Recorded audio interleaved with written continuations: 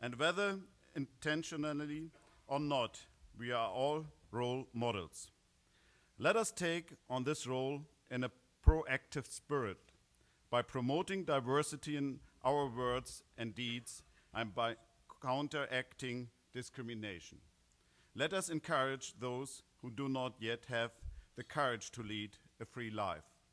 Let us encourage others not to hide away, but to be open about that they and we are. In this way, they can become role models as well. This is a challenge where we all have to play our part. Let us create networks of tolerance. Let us forge alliances and strategic networks with other opinion leaders from sports, culture, and business against homophobia and for a human society. For a society that respects all its members, irrespective of their origin, color, religion, or lifestyle.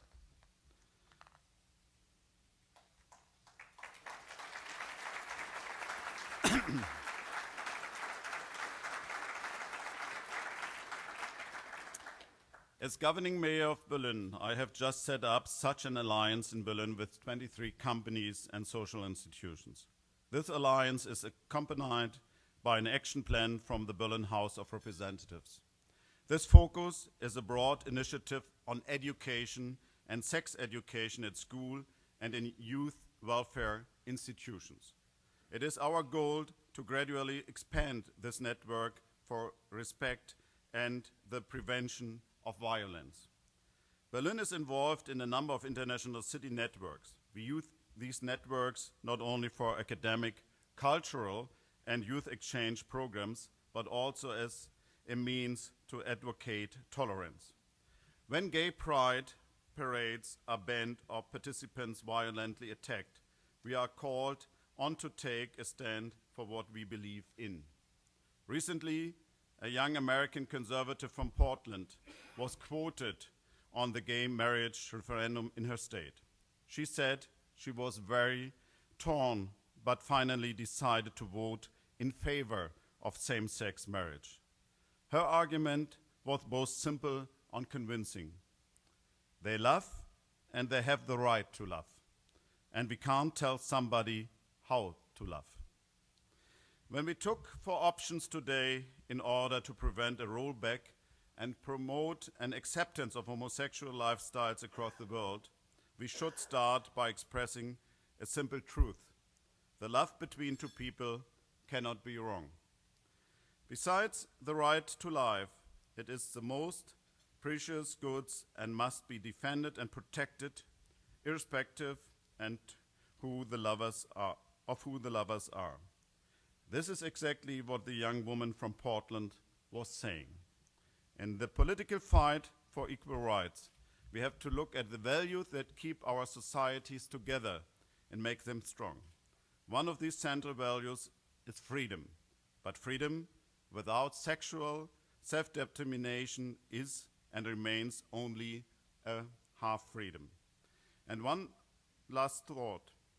From the debate on the future of metropolises, we have learned that success in the 21st century will not only be linked to technological leadership and a pool of talent as large as possible. The metropolises of the future will attract smart and creative people from all over the world if they emanate a tolerant and cosmopolitan atmosphere and offer a home for minorities as well. Their appeal lives from the way diversity can be experienced as something positive and not as a danger or threat. San Francisco and Berlin illustrate this perfectly. Ladies and gentlemen, San Francisco, Berlin, and all the other cities represented at this conference today may be separated by great distances, but the tasks we are facing are similar. All cities need to secure and expand space for freedom. All cities need to establish a culture of respect. All cities need to include their positive experience with vibrant diversity in national and international political debates and encourage people to dare more freedom and tolerance. Our world is becoming smaller. We don't not only meet at key conferences such as this one.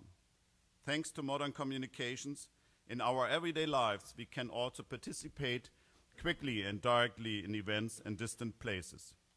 It is up to us whether we let the flood of news from all parts of the world dull our sensibilities, or whether we care about the fate of people discriminated against at the other end of the world. If we look away, we are also partly responsible. Let us therefore take up our shared responsibility. Let us not be discovered by bad news. Let us be guided by good examples that show change is possible. Yes, we can bring about change if we act together. Let us seize our chance to take action. In that spirit, I would like to say once again, thank you very much for hosting this important conference and for giving me, and for giving me the opportunity to speak. And for giving me the opportunity to speak to you here today. And we have our personal experiences. And it was not easy for each of us to go our way. It was a way with great storms. But we find partners and we find support by a lot of people.